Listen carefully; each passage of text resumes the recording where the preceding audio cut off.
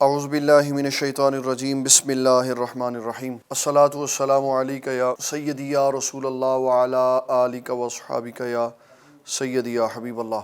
نماز محمدی کورس کے دوسرے لیکچر کے ساتھ بندہ ناچیز خلیل احمد یوسفی آپ کی خدمت میں حاضر ہے۔ پہلے لیکچر میں ہم نے گفتگو کی نماز کے فضائل اور درجات اور نماز نہ پڑھنے پر جو تنبیہات شریعت اسلامی میں بیان ہوئی ہیں ان پر۔ آج ہم نے بات کرنی ہے نماز کی شرائط اور اس کے واجبات پر۔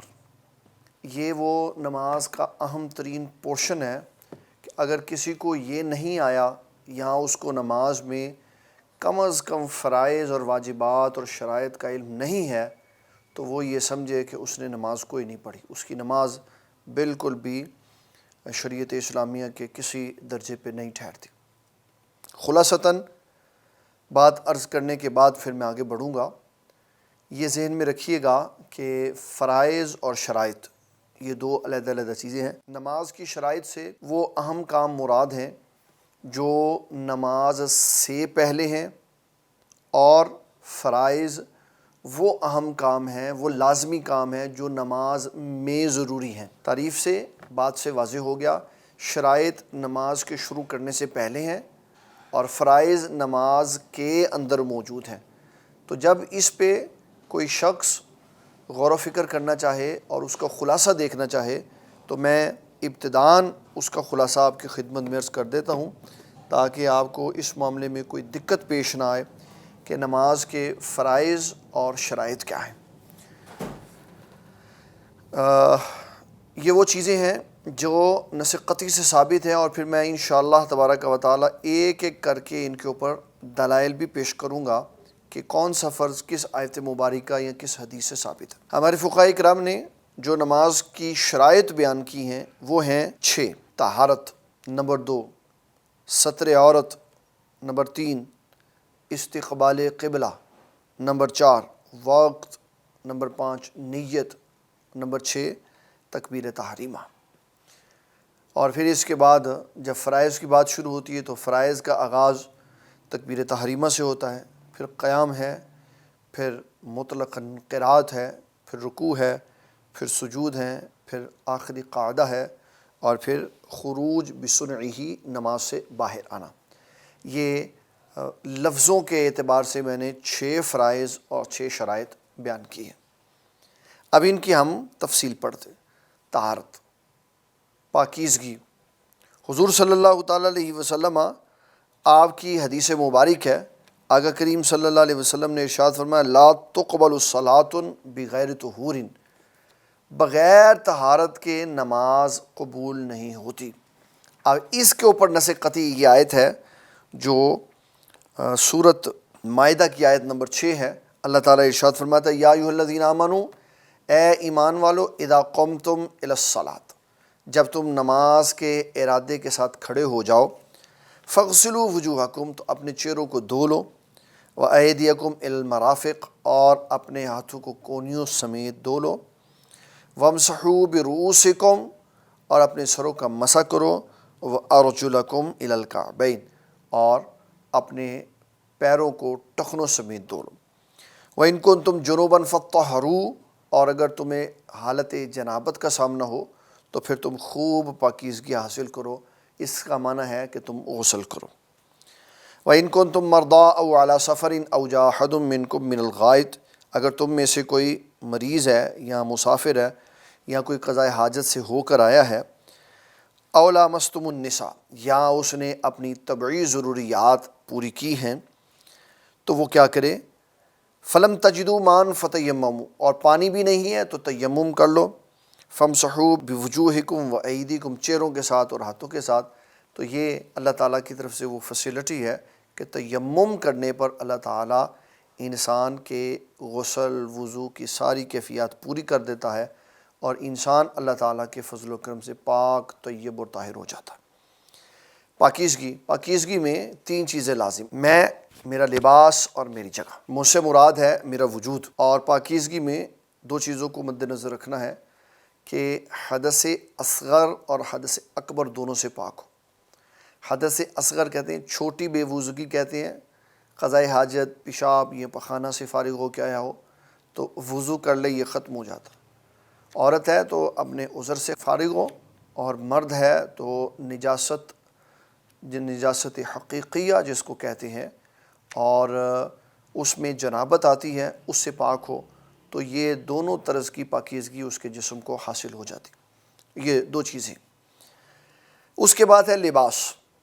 لباس کے لیے شرعی طور پر بہت ساری حدیثیں ہمارے سامنے موجود ہیں کہ حضور صلی اللہ تعالیٰ علیہ وسلم نے مردوں کے لیے لباس کی ایک لمٹ مقرر کی، عورتوں کے لیے لباس کی ایک لمٹ مقرر کی، اور جب اسباب نہیں تھے تو کم لباس کے اندر بھی آپ نے نماز کے جواز کی بات ارشاد فرمائی۔ غور سے اس کو سمجھیے گا۔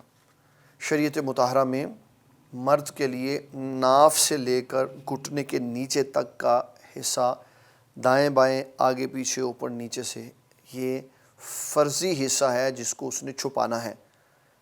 مرد کے لیے ناف سے لے کر گھٹنے کے نیچے تک نماز میں اس حصے کا دائیں بائیں آگے پیچھے اوپر نیچے سے چھپانا فرض ہے، جس کو کہتے ہیں سطر۔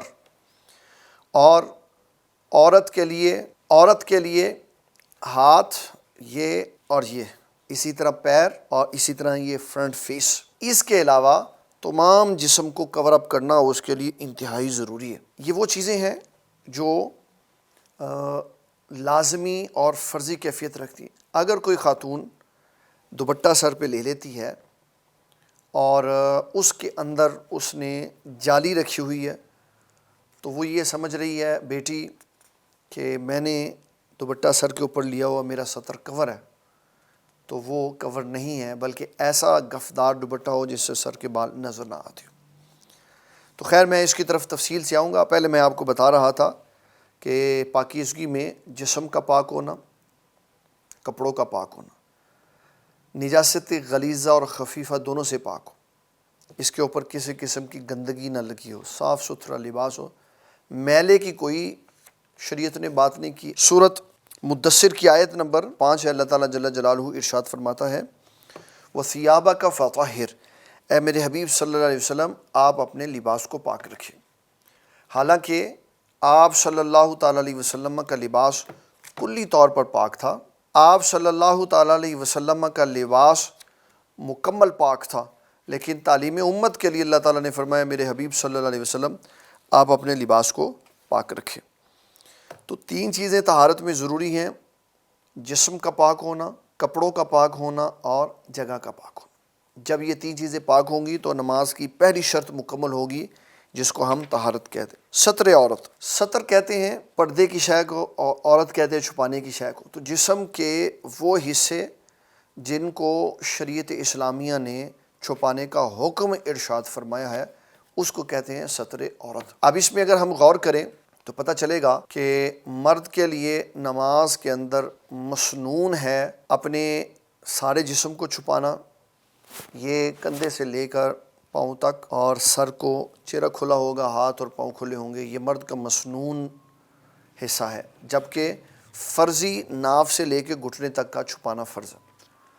بعض لوگ ٹوپی پہن کے نماز پڑھتے ہیں، بعض لوگ پگڑی باندھ کے نماز پڑھتے ہیں، اور بعض احباب ننگے سر نماز پڑھ لیتے ہیں۔ اگر کوئی شخص یہ کہے کہ میں ننگے سر نماز اس لیے پڑھ رہا ہوں تاکہ میں اللہ تعالیٰ کے حضور اپنی عاجزی اور انکساری ظاہر کرنا چاہتا ہوں کہ یا اللہ دیکھ میں تیرے سامنے بے بس کھڑا ہوں، تو اس کا یہ عمل رسول اللہ صلی اللہ تعالیٰ علیہ وسلم کی سنت نہیں ہے، اس لیے کہ نبی صلی اللہ تعالیٰ علیہ وسلم نے حالت احرام کے علاوہ کبھی بھی آپ صلی اللہ تعالیٰ علیہ وسلم نے اپنے سر مبارک کو ننگا نہیں کیا نماز کے لیے۔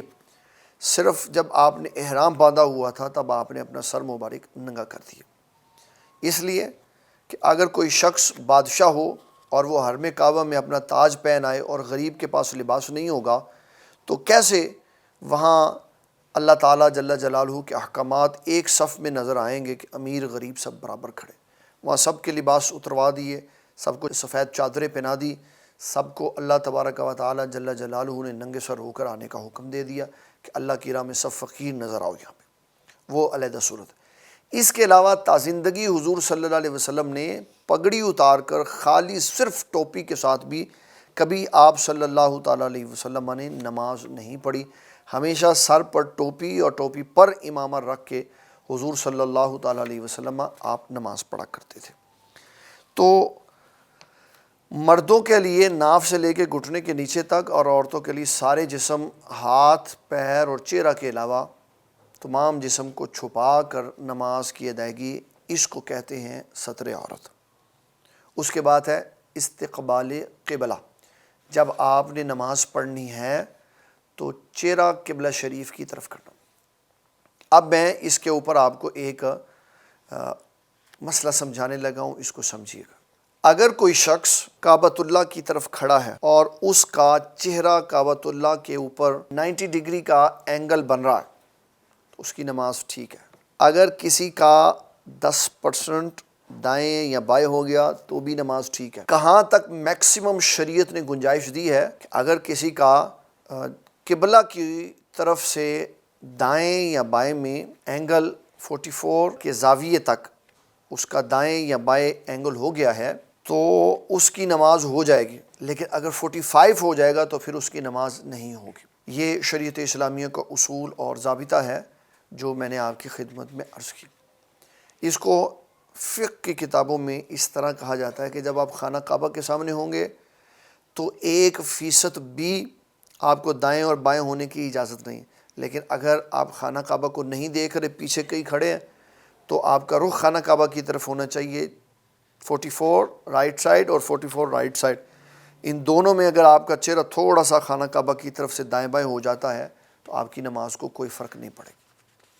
پھر اس کے اوپر شریعت کی مہربانی دیکھیں۔ حضور صلی اللہ تعالیٰ علیہ وسلم آپ نے چلتی سواری پر کبھی بھی فرض کی ادائیگی نہیں فرمائی، اس لیے 1400 سالہ تاریخ میں آج بھی امت کے علماء کا یہی فتویٰ رہا ہے کہ آپ تمام نماز سواری کے اوپر پڑھ سکتے ہیں، مگر جب آپ نے فرائض اور واجبات ادا کرنے ہیں تو سواری سے اترنا پڑے گا۔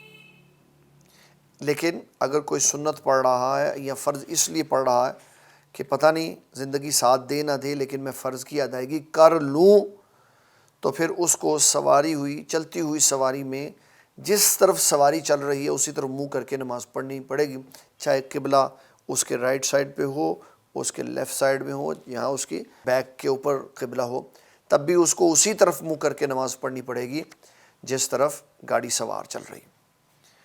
اور اگر کوئی ایروپلین میں اڑ رہا ہے تو جہاز کے رخ کر کے منہ کی طرف وہ نماز پڑھے گا، تاکہ جس طرف اس کا رخ ہوگا اس کا مطلب ہے جہاز اس طرف کو جا رہا ہے۔ اب وہ جو موو ہوتا جائے گا تو بندہ بھی ساتھ ساتھ موو ہوتا جائے گا۔ لیکن یہ یاد رکھیں جو سب سے اہم بات ہے، اگر کوئی بھی شخص سواری پر بیٹھ کے نماز پڑھے گا اور اس لیے پڑھے گا کہ سواری کے رکنے تک پتہ نہیں زندگی ساتھ دیتی ہے یا نہیں، تو وہ اپنی ضرورت پوری کر رہا ہے، فرض کی ادائیگی نہیں ہو رہی۔ جب جہاز لینڈ کر جائے گا، جب سواری رک جائے گی تو یہ جو نماز اس نے سواری کے اوپر پڑھی ہے یا اندر پڑھی ہے، یہ نماز اس کو اپنے مقام آخر پر پہنچ کر دوبارہ ادا کرنی پڑے گی بطور قضا۔ یہ نماز بطور قضا اس کو ادا کرنی پڑے گی، اس نماز کو دوبارہ اس کو پڑھنا پڑے گا۔ یہ اہم بات تھی جو میں نے آپ کو بتائی۔ نمبر 3، وقت۔ جس نماز کو پڑھ رہے ہیں اس کا وقت ہونا چاہیے۔ میں نے پرسوں والے لیکچر میں یہ بتایا تھا، تو ایک بھائی ہمارے پوچھنے لگے کہ اگر کوئی ظہر اور عصر اکٹھا کر کے پڑھنا چاہے، مغرب اور عشاء اکٹھے کر کے پڑھنا چاہے تو اس کی کیا صورتحال ہے؟ تو میں نے اس پہ اپنا ایک کلپ بھی بھیجا تھا جو 2-2.5 منٹ کا تھا، وہ اس لیے تاکہ آپ کو اس کا خاکہ سمجھ آ جائے۔ اب میں اس کے اوپر مزید وضاحت کر دیتا ہوں تاکہ آپ اس کو اچھی طرح سمجھیں۔ کوئی بھی شخص 2 نمازوں کو اکٹھا کرنا چاہے تو وہ بالیقین ظہر اور عصر کو اکٹھا کرتا ہے اور مغرب اور عشاء کو اکٹھا کرتا ہے۔ کوئی بھی شخص فجر اور ظہر کو اکٹھا نہیں کرتا، کوئی بھی شخص عصر اور مغرب کو اکٹھا نہیں کرتا۔ کون سی نمازوں کو اکٹھا کرتے ہیں؟ ظہر، عصر اور مغرب اور عشاء۔ اور بہت ساری حدیثوں میں بغیر سفر کے، بغیر بیماری کے نبی صلی اللہ تعالیٰ علیہ وسلم نے ان دو نمازوں کو اکٹھا کیا ہے، اور اس کی ترتیب پہلے اصول سمجھ لیں، پھر میں آپ کو اس کی وضاحت کروں گا۔ اللہ تعالیٰ ارشاد فرماتا ہے وَقُومُوا لِلَّهِ قانتین، نماز پڑھتے ہوئے سیدھے کھڑے ہو، اور یہ یاد رکھو ان الصلاۃ کانت علی المؤمنین کتابا موقوتا، میں نے نماز وقت مقررہ پر پڑھی ہے۔ نماز کے اوقات قرآن مجید میں 3 بیان ہیں، اور حدیث شریف میں ڈیٹیل سے 5 وقت بیان ہیں، فجر کا، ظہر کا، عصر کا، مغرب کا، عشاء کا۔ اور اگر آپ چاہیں تو میں اس کے اوپر اوقات نماز پر آپ کو ایک تفصیلی حدیث سنا دیتا ہوں، اس کے ساتھ یہ فائدہ ہوگا کہ ہمیں وقت اور نماز کے سارے حالات پتہ چل جائیں گے۔ حضرت ابو موسیٰ اشعری رضی اللہ تعالیٰ عنہ فرماتے ہیں ایک دن کیا ہوا، ایک شخص حضور پاک صلی اللہ علیہ وسلم کی بارگاہ میں آیا، اس نے سوال کیا کہ مجھے نمازوں کے اوقات بتا دیں، تو حضور صلی اللہ علیہ وسلم نے فجر کا وقت بتایا پہلے دن، یعنی 2 دن آپ نے 5 نمازیں پڑھ کر بتائیں۔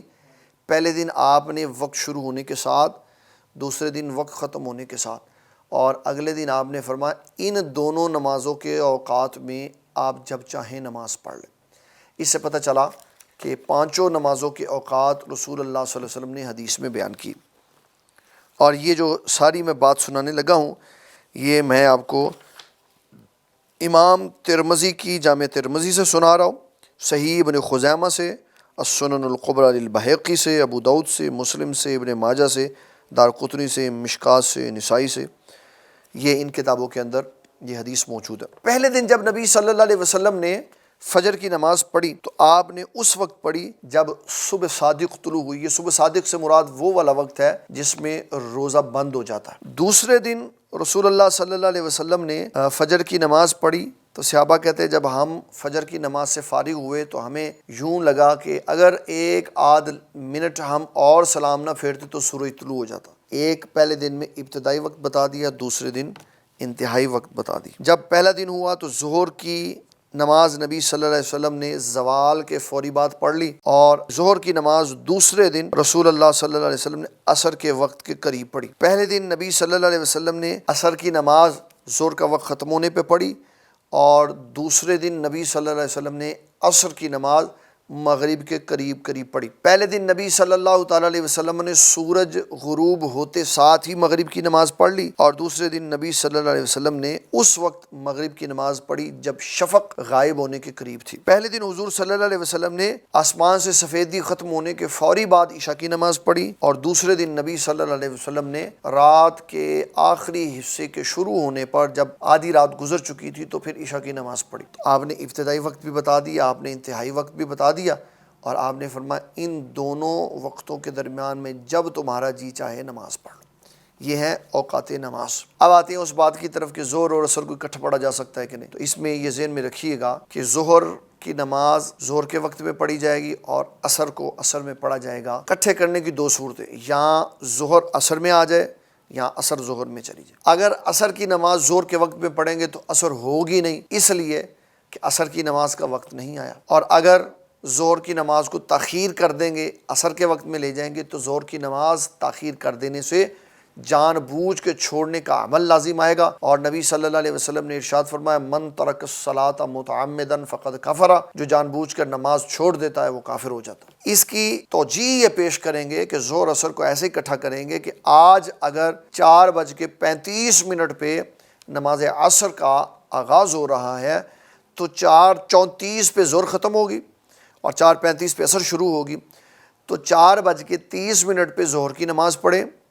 34 پہ ظہر ختم ہوگی، 1 منٹ کا انتظار کریں، 35 پہ عصر شروع ہو جائے گی، اور 4:36 پہ عصر کی نماز پڑھ لیں۔ تو یہ ہم نے 2 نمازیں اکٹھی کر دی، دونوں اپنے اپنے وقت میں رہی، اس کو ضائع کرنے کا گناہ نہیں ملا، اس کو جلدی پڑھنے پر ثواب سے محروم نہیں رہ گئے۔ تو یہ صورتحال ہو سکتی ہے نمازوں کو اکٹھی کرنے کی۔ اسی طرح مغرب اور عشاء کو بھی اکٹھا کیا جائے گا کہ مغرب اپنے وقت میں آخری حصے پہ چلی جائے گی اور عشاء اپنے ابتدائی حصے میں آ جائے گی، اور دونوں نمازیں اکٹھی ہو جائیں گی۔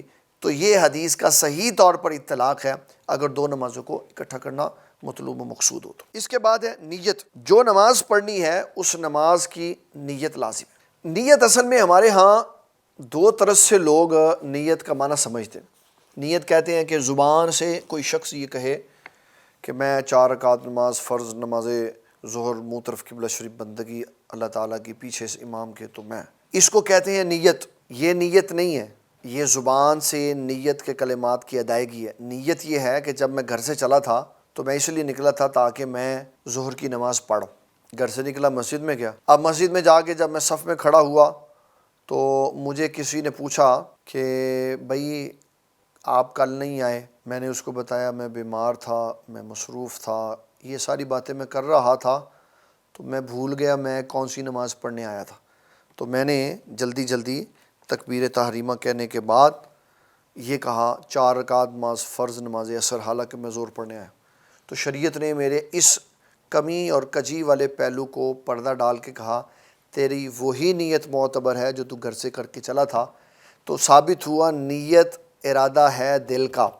آپ دل میں جس شے کا ارادہ کر کے گھر سے چلے ہیں وہی آپ کی نیت ہے اور اسی کا اعتبار ہوگا، اور زبان سے اگر کلمات اس کے مطابق نہیں بھی نکلیں گے تو تب بھی نماز وہی ہوگی جو نماز پڑھنے کے لیے ہم مسجد میں آئے ہیں۔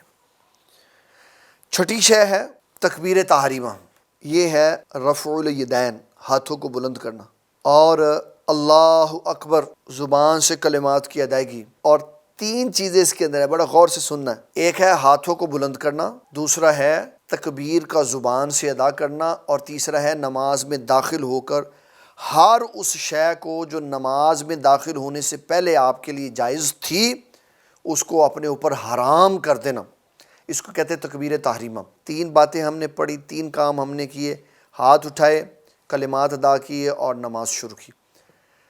ایک کام سنت ہے، ایک واجب ہے، ایک فرض ہے، کام ایک ہو رہا ہے، 3 عمل ہو رہے ہیں، 3 علیحدہ علیحدہ کام ہو رہے ہیں۔ جب میں نے ایسے کر کے ہاتھ اٹھائے تو میں نے کہا جی میں نے رفع الیدین کیا تکبیر تحریمہ کے لیے، یہ ہاتھ اٹھانا سنت ہے۔ زبان سے میں نے کہا اللہ اکبر، یہ جو زبان سے کلمات میں نے ادا کیے یہ واجب ہے، اور ہر شے کو جو نماز سے باہر تھی اس کو اپنے نماز کے اندر میں نے حرام کر دیا اور میں نماز میں داخل ہوا، یہ فرض تھا، شرط بھی تھا، فرض بھی تھا۔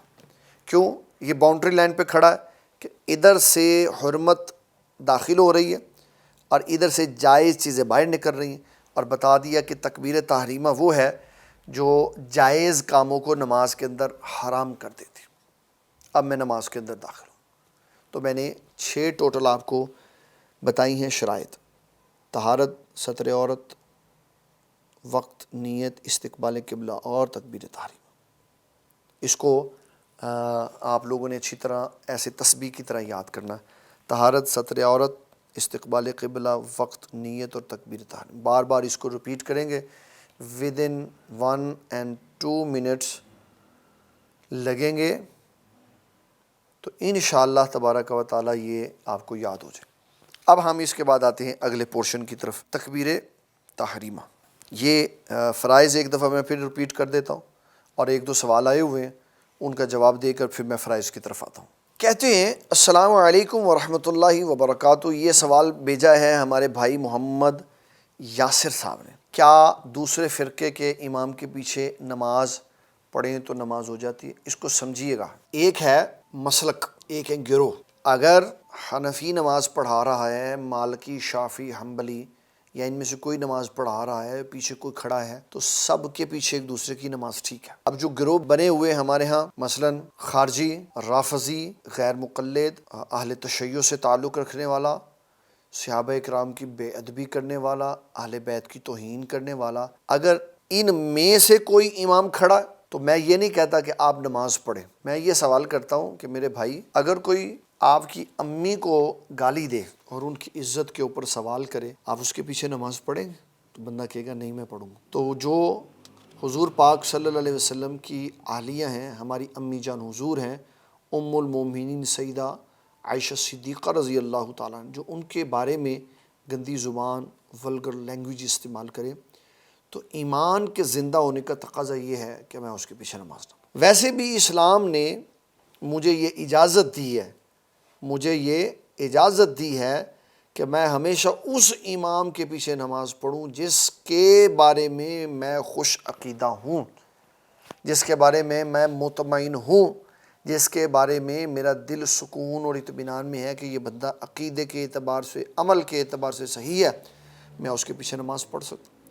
اسلام نے مجھ پہ یہ امر لازم نہیں کیا کہ میں ہر امام کے پیچھے نماز پڑھوں، یہ لازم نہیں کیا۔ اس نے مجھے لازم کیا کہ جب تو نماز پڑھنے لگے تو اپنے امام کی حالت سے باخبر ہو، اگر مطمئن ہے تو نماز پڑھ لے۔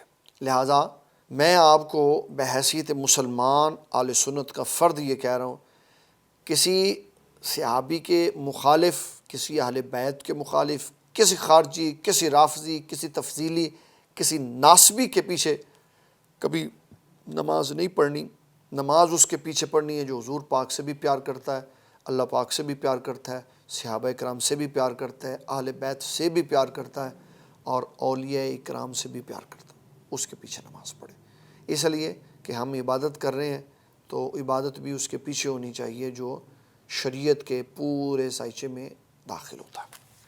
دوسرا سوال ایک ہمارے پیارے قاری صاحب ہیں، قاری صفدر حسین مدنی صاحب، انہوں نے کیا تھا نماز فجر کی 2 سنتیں مکمل پڑھ لی، بھول کر تیسری رکعت میں کھڑا ہو گیا، فاتحہ پڑھ لی، مکمل پڑھ لی، یہاں آ گیا، اب کیا؟ جو نماز 2 رکعتوں والی ہو، یہ میں مطلقاً کلیہ بتا رہا ہوں، جو نماز 2 رکعتوں والی ہو اور وہ نوافل نہ ہوں، سنتیں ہوں، واجبات ہوں، فرائض ہوں، جو 2 رکعتوں والے ہوں، ان میں 2 رکعتوں کے بعد قعدے پہ بیٹھنے کے بعد کوئی بندہ پھر کھڑا ہو گیا تیسری کے لیے، تو سجدہ کرنے سے پہلے جب بھی اس کو حقیقت حال سے خبر ہو جائے کہ میں غلط کر رہا ہوں، سجدہ کرنے سے پہلے بیٹھ جائے، نماز کمپلیٹ کر دے، آخر میں سجدہ سہو کرے، نماز پوری ہو جائے۔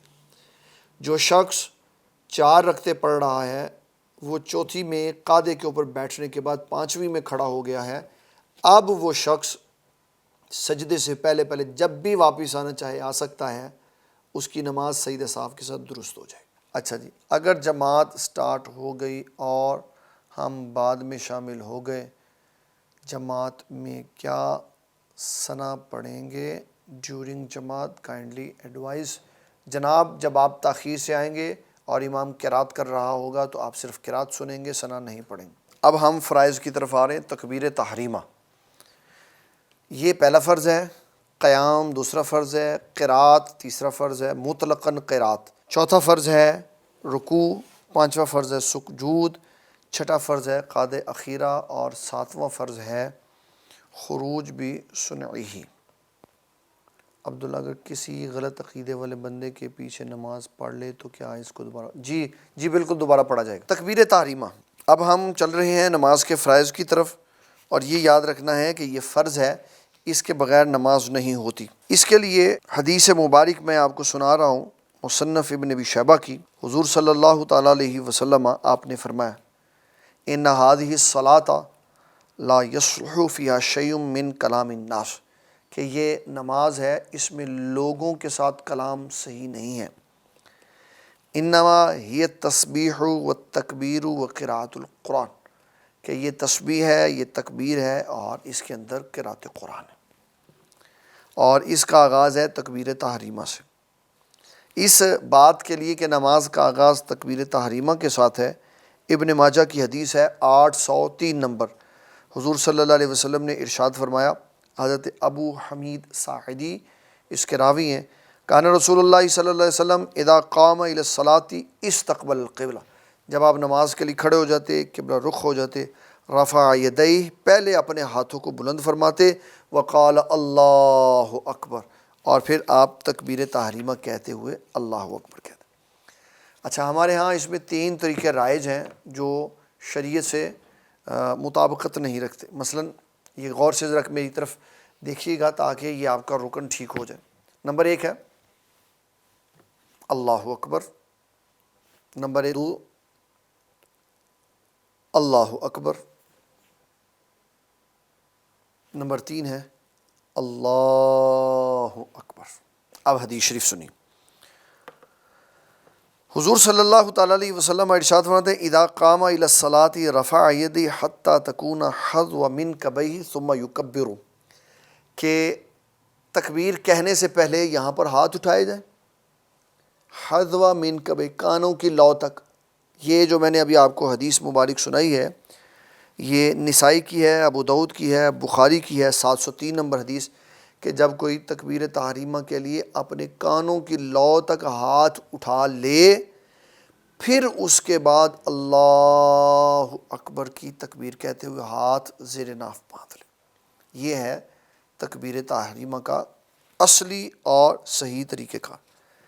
3 اس میں حدیثیں ہیں، ایک ہے یہاں تک، ایک یہاں تک کانوں کے کناروں تک، اور ایک یہاں تک۔ اس میں اگر کوئی شخص ایسے کر کے ہاتھ اٹھائے، ایسے کر کے، تو 3 شے پر ایک ہی کام کے ساتھ عمل ہو سکتا ہے کہ یہ اس کے برابر ہو جائیں گے، یہ انگلیاں جو ہیں یہ کانوں کے اوپر والے حصے کے برابر، اور یہ جو کلائی ہے یہ کندھے کے برابر ہو جائے گی۔ ایک کام پر عمل کر کے انسان 3 حدیثوں کے اوپر عمل کر سکتا ہے۔ اور جب ہاتھ ایسے اٹھائیں گے مرد، تو ایسے نہیں کھولیں گے اور نہ ایسے سپاٹ کریں گے، بلکہ جو نارمل کنڈیشن ہے کہ ہتھیلیوں کا رخ جو ہے وہ قبلہ کی طرف ہو، ایسے کر کے اللہ اکبر، یا ایسے بے دھیانی میں نماز نہیں پڑھی جائے گی۔ یہ حضور صلی اللہ علیہ وسلم کی حدیث مبارک ہے۔ پھر جب تکبیر تحریمہ ہو گیا، اب سنیں، یہ جو میں آپ کو اب حدیث مبارک سنانے لگا ہوں، یہ ہے امام بخاری رحمۃ اللہ تعالیٰ علیہ کے استاد ابن ابی شیبہ، جن کی کتاب ہے مصنف ابن ابی شیبہ، اس کی جو طبع جدید ہے دارالفکر بیروت کی، اس کی حدیث نمبر 2486 ہے، اور جلد نمبر 1 ہے، صفحہ نمبر 270 ہے، اور حدیث نمبر 2486 ہے۔ یہ مصنف ابن ابی شیبہ۔ حضور پاک صلی اللہ علیہ وسلم سے پوچھا گیا کہ حضور مرد تو یہاں تک ہاتھ اٹھائیں گے، تو عورتیں کہاں تک ہاتھ اٹھائیں گے؟ تو نبی صلی اللہ تعالیٰ علیہ وسلم نے ارشاد فرمایا حذو صدی، یہ فرنٹ حصہ ہے، اس کو کہتے ہیں صدی، فرمایا یہاں تک ہاتھ اٹھائیں گے۔ یہ عورتوں کے قیام کا طریقہ کار ہے۔ یہ جی ایک میں نے چادر منگوائی ہے تاکہ میں آپ کو اس کا ذرا طریقہ کار بتا دوں۔ اب ایک خاتون ایسے چادر لپیٹ کے تو اپنے آپ کو کور کر کے نماز پڑھ رہی ہے۔ اب اس نے تکبیر تحریمہ کیسے کرنا؟ اب وہ اپنے ہاتھوں کو چادر سے باہر نہیں نکالے گی، بلکہ یہیں سے اپنے ہاتھ، اس کے ہاتھ نہیں باہر آئیں گے، یہیں سے اللہ اکبر کر کے اپنے سینے پہ باندھ لے گے۔ تو یہ عورتوں کی نماز میں ہاتھ باندھنے کا طریقہ کار ہے جو رسول اللہ صلی اللہ تعالیٰ علیہ وسلم کی شریعت مطہرہ میں ہے، اور اس کے لیے میں نے حوالہ آپ کو بتا دیا ہے کہ ابن ابی شیبہ نے جلد نمبر 1 صفحہ 270 کی حدیث 2486 میں اس کو لکھا۔ اس کے اوپر 3-4 ابن ابی شیبہ کی مسلسل حدیثیں متصل ہیں جو ساری ہی اس بات کے اوپر دلالت کر رہی ہیں۔ دوسرے نمبر پر ہے تکبیر تحریمہ، قیام اور مطلقاً قرات۔ یہ نماز کا تیسرا فرض ہے۔ پہلا ہے تکبیر تحریمہ، دوسرا ہے قیام، کھڑے ہو کر فرض کو بغیر عذر کے کھڑے ہو کے پڑھنا۔ اگر کوئی شخص قیام نہیں کرتا اور وہ نماز کو رکوع سے شروع کرتا ہے، فرضی نماز کو، یا بلا عذر بیٹھ کے پڑھتا ہے، تو اس کی نماز نہیں ہوگی فرض کے نہ ہونے کی وجہ سے۔ عذر میں رعایت ہے، بیٹھ کے بھی پڑھ سکتے ہیں، لیٹ کے بھی پڑھ سکتے ہیں۔ تیسرا ہے مطلقاً قرات۔ مطلقاً قرات کا مطلب یہ ہے کہ کوئی بھی شخص جب نماز پڑھے گا تو اس میں سے کہیں نہ کہیں سے اس نے قرآن شریف ضرور پڑھنا ہے، چاہے ایک آیت ہو جو 3 آیتوں کے برابر ہو، یا 3 چھوٹی آیتیں ہوں، یا ایک بڑی آیت ہو۔ جیسے قرآن مجید کی سب سے چھوٹی 3 آیات ہیں، ثم نظر، ثم عبس و بصر، ثم ادبر واستکبر۔ یہ سورۃ مدثر کی آیات ہیں جو قرآن مجید کی سب سے چھوٹی آیت ہے، اور بڑی آیت ہے یا ایھا الذین آمنوا اذا تداینتم بدین الی اجل مسمی، سورۃ البقرہ کی آیت ہے، تیسرے سپارے کی، جو قرآن مجید کی سب سے بڑی آیت ہے۔ آیت الکرسی بھی ایک ہی آیت ہے اور 3 آیات سے بڑی ہے، کوئی ایک بھی پڑھ لیں یا 3 پڑھ لیں تو یہ نماز مکمل ہو جائے گی۔ تو مطلقاً قرات جو ہے یہ نماز کا فرض ہے۔ پھر اس کے بعد رکوع ہے، 2 فرضوں والی نماز پڑھ رہے ہیں تو 2 رکوع ہیں، 3 فرض پڑھ رہے ہیں تو 3 رکوع فرض ہیں، 4 رکعتیں پڑھ رہے ہیں تو 4 فرض ہیں، اور 2 رکعتیں پڑھ رہے ہیں تو 4 سجدے فرض ہیں، 3 رکعتیں پڑھ رہے ہیں تو 6 سجدے فرض ہیں، اور اگر 4 رکعتیں پڑھ رہے ہیں تو 8 سجدے فرض ہیں۔ یہ وہ نماز کی فرضیت ہے جو شریعت مطہرہ کی طرف سے ہم پر لازم ہے۔ اس کے بعد ہے 2 رکعتوں میں دوسری رکعت کے بعد بیٹھنا، یہ فرض ہے۔ 3 رکعتوں میں تیسری رکعت میں بیٹھنا فرض ہے، اور 4 رکعتوں میں چوتھی رکعت میں بیٹھنا فرض ہے۔ اس کو کہتے ہیں آخری قعدہ۔ اگر 3 رکعتیں ہیں تو دوسری میں بیٹھیں گے، یہ واجب ہے، تیسری میں بیٹھیں گے تو فرض ہے، اور اگر 4 رکعتوں والی نماز پڑھ رہے ہیں تو دوسری میں بیٹھیں گے، یہ بیٹھنا واجب ہے، اور چوتھی میں بیٹھیں گے، یہ بیٹھنا فرض ہے۔ یہ 4 اہم ترین ٹاپک ہیں، اور نماز کے 6 فرائض ہیں، ان میں سے سب سے آخری فرض ہے خروج بسنعہ، نماز میں باہر نکلنا۔ نماز میں باہر نکلنا، السلام علیکم ورحمۃ اللہ کے ساتھ نکلنا، کسی اور لفظ کے ساتھ نکلنا، کسی بھی طریقے کے ساتھ نماز سے باہر نکل آنا، یہ سارا کچھ نماز خروج بسنعہ کے اندر آتا ہے۔ میں دوبارہ رپیٹ کر دیتا ہوں، طہارت، ستر عورت، استقبال قبلہ، وقت، نیت، تکبیر تحریمہ، یہ 6 فرض ہیں۔ تکبیر تحریمہ، قیام، مطلقاً قرات، رکوع، سجود، آخری قعدہ اور خروج بسنعہ، یہ 6 فرائض ہیں جو نماز میں ضروری ہیں، اس کے بغیر نماز نہیں ہوتی۔ یہ میں نے خلاصہ بیان کیا، خلاصے کا خلاصہ بیان کیا ہے وقت کی قلت کے پیش نظر، تاکہ تمام احباب اس سے باخبر ہو سکیں۔ اب کیونکہ ہمارا وقت کمپلیٹ ہو گیا، سوال جواب آپ کر سکتے ہیں ان باتوں کو جو آج ہم نے پڑھی ہیں، اس پہ پھر میں آپ کو سوالوں کا جواب پیش کر دیتا ہوں۔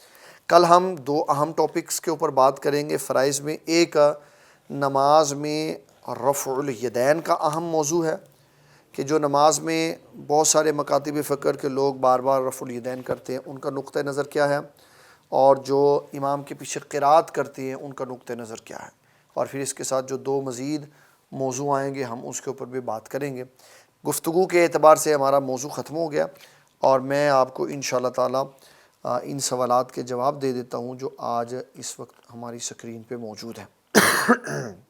ایک ہمارے بھائی ہیں بشارت صاحب، انہوں نے یہ سوال کیا ہے، کہا جاتا ہے عورت کو ہاتھ پاؤں اور منہ کھلا رکھنے کی اجازت ہے۔ جی، نماز میں ہاتھ پاؤں اور منہ کھلا رکھا جائے گا جب کہ غیر محرم کی موجودگی کا خدشہ نہ ہو۔ اب اس کو سمجھیے گا ڈیپلی۔ جس گھر میں لاؤنج کے اندر بیسن لگا ہوا ہے، وہاں بھائی بھی وضو کرتا ہے، وہاں بہن بھی وضو کرتی ہے، وہاں امی جان بھی وضو کرتی ہیں، وہاں بھابھی بھی، دیورانی بھی، جٹھانی بھی وضو کرتی ہیں، تو وہ ایسے کر کے اپنے بازو پر چڑھاتی ہیں۔ تو یہ کیونکہ سطر ہے، اس لیے کھلی جگہ کے اوپر اس بازو کو ننگا کرنا عورت کے لیے جائز نہیں ہے۔ چہرہ بھی سطر ہے، تو جب اس کو خدشہ ہوگا کہ میں نماز پڑھوں گی، اپنے چہرے کو کھولوں گی تو غیر محرم بندے کی نظر میرے چہرے پہ پڑے گی، اس وقت اس کو چہرے کے اوپر ڈانپ کر نماز پڑھنے کی اجازت ہے، منہ ننگا کرنے کی اجازت نہیں ہے۔ اور جن جگہوں پر ہاتھوں کے خوبصورتی اور سفید پن کی وجہ سے ہاتھوں اور پیروں کی وجہ سے فتنہ پیدا ہو، وہاں فقہاء کرام نے کہا ہے ان کو بھی ڈھانپ لیں تاکہ فتنے کا دروازہ بند ہو جائے۔ سلام، کیا لقد جاءکم والی آیت مبارکہ ایک گنی جائے گی؟ یہ ایک گنی جائے گی اور یہ 3 آیات کے برابر ہے۔ ایک سوال کیا، اگر وضو ٹوٹ جائے تو اس سے بھی نماز سے باہر آ جائیں؟ اگر آپ نے سارا کچھ پڑھ لیا ہوا ہے اور اب سلام ہی پھیرنا ہے اور وضو آپ کا ٹوٹ گیا تو آپ نماز سے باہر آ گئے، یہ حرکت مکروہ ہے۔ یہ حرکت مکروہ ہے کہ نماز کو وضو کے توڑ دینے کے ساتھ توڑ دیا جائے، نماز پوری ہو جائے گی، واجب الاعادہ نہیں ہوگی، لیکن کام مکروہ ہے، ناپسندیدہ ہے۔ السلام علیکم ورحمۃ اللہ وبرکاتہ۔ سورہ کی تفصیل بھی بتا دیجیے گا۔ سترہ کی تفصیل، جی انشاءاللہ تعالی سترہ کی تفصیل ہمارے موضوع کے اندر شامل ہے، سترہ کی تفصیل ضرور بتائیں۔ ایک ہمارے بھائی سوال کے لیے انہوں نے ہینڈ ریز کیا ہوا، حسن طارق صاحب، میں نے آپ کا مائک آن کر دیا۔ حسن بھائی آپ سوال کر سکتے ہیں، جس طرف ٹرین جا رہی ہو اس طرف منہ کر کے نماز پڑھ لیں تاکہ آپ کی طرف سے فرض کی ادائیگی ہو جائے، جب آپ منزل پہ پہنچ جائیں تو پھر اس فرض کو دوبارہ ادا کریں۔ جی بس میں بھی نماز کی ادائیگی ہو جائے گی، لیکن فرض دوبارہ پڑھنا پڑے گا۔ یہ والا چلتی سواری پہ نماز کے فرض نہیں ہوتے۔ ہاں وہ بس اس کو غیر اہم سمجھتے ہیں نا، اس لیے کہتے ہوگا جو چھڈو جی تانوں کی لگے، اسی اپنی پڑھ لئیے، اللہ جانے اسی جانی۔ تو یہ ایسا نہیں کرنا چاہیے، بلکہ شریعت کے معاملے میں ہمیشہ علماء اور اسلام کی رائے کو فوقیت دینی چاہیے۔ حضور پاک صلی اللہ علیہ وسلم نے تا زندگی کبھی چلتی سواری پہ فرض نہیں پڑھے، ہمیشہ سواری روک کے فرض پڑھے۔ السلام علیکم۔ اچھا جی، ایک سوال ہے، کیا ہسبینڈ اپنی وائف کا ساتھ فرض جماعت کروا سکتا ہے وداؤٹ کسی سیکنڈ مرد یا بچے؟ کل اس کا جواب دے دیا تھا عامر بھائی، کل اس کا جواب پرسوں والے لیکچر میں اس کا جواب دے دیا تھا۔ اگر رکعت مکمل کر کے اگلی رکعت شروع کر دی، بعد میں شک ہونے لگا کہ سجدہ ایک کیا ہے، اس میں کیا صورت؟ دیکھیں اس ترتیب کو سمجھیے، ایک ہے واجب، ایک ہے فرض، ایک ہے واجب کی تاخیر، ایک ہے فرض کی تاخیر۔ اگر آپ واجب عمل کر رہے ہیں اور فرض کی طرف چلے گئے تو واپس واجب کی طرف نہیں لوٹ سکتے۔ اگر آپ فرض کی ادائیگی کر رہے ہیں اور پیچھے فرض رہ گیا ہے تو پھر آپ فرض کی طرف لوٹ سکتے ہیں سجدے کے علاوہ۔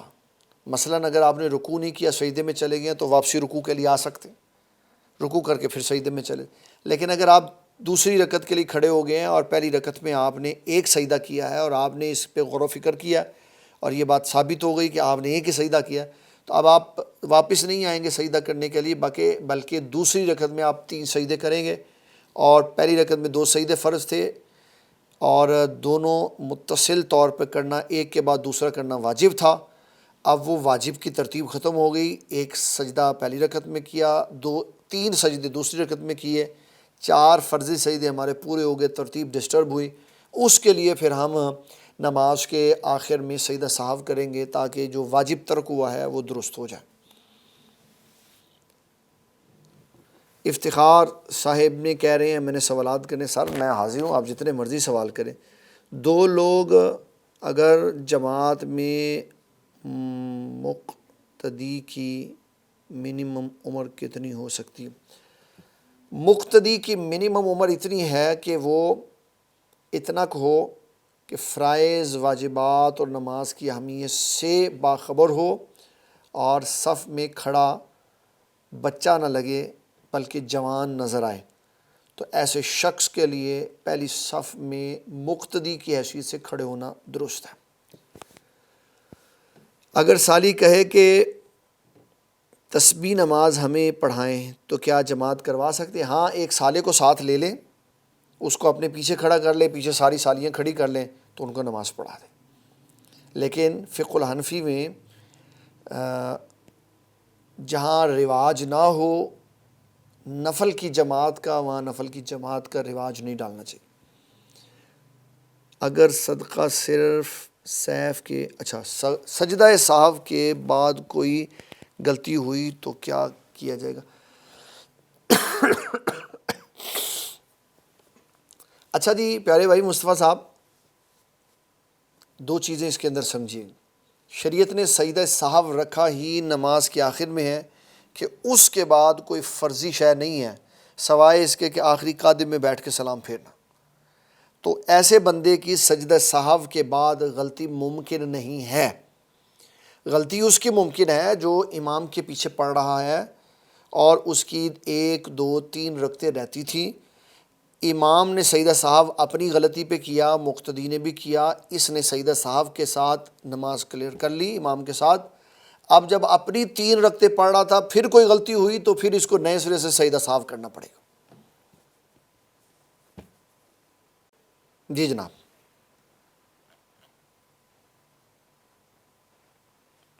آج ہم نے 9:10 پہ لیکچر شروع کیا تھا، 10:10 پہ ہمارا 1 گھنٹہ مکمل ہوا ہے، تو جو سوالات آ رہے ہیں وہ انشاءاللہ تعالی ہم دے دیتے ہیں۔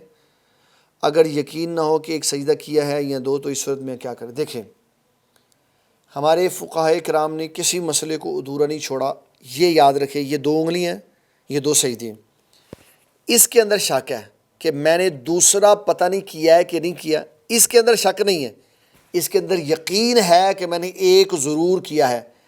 اگر شک پیدا ہوا ہے تو دوسرے میں ہوا ہے، اس شک کو یقین میں بدل دے اس طرح کہ یہاں 2 کیے ہیں یا 1 کیا ہے، ڈگمگاتی صورت میں نہ رہے۔ اگر 2 کیے ہیں تو دوسرے کی دوبارہ کوئی ضرورت نہیں پئی، 1 بھی کیا ہو یقین 2 پہ ٹھہر گیا تو نماز ہو گئی، اور اگر 2 بھی کیے ہیں لیکن یقین ایک ہی طرف ٹھہر رہا ہے تو پھر دوسرا کر لے جو اصل میں تیسرا ہوگا، لیکن شریعت دوسرا مانے گی، نماز ہو جائے گی۔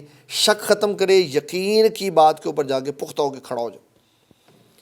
ماسک پہن کر نماز پڑھنا، یہ جو ہمارے عارف علوی صاحب ہیں انہوں نے کہا ہے جائز ہے۔ یہ ہمارے پاکستان کے سب سے بڑے مفتی اعظم ہیں ڈاکٹر عارف علوی صاحب، پریزیڈنٹ آف پاکستان، انہوں نے کہا تھا یہ ٹھیک ہے، جائز ہے، وگرنہ بغیر عذر منہ کو ڈھانپ کے نماز نہیں پڑھنی چاہیے۔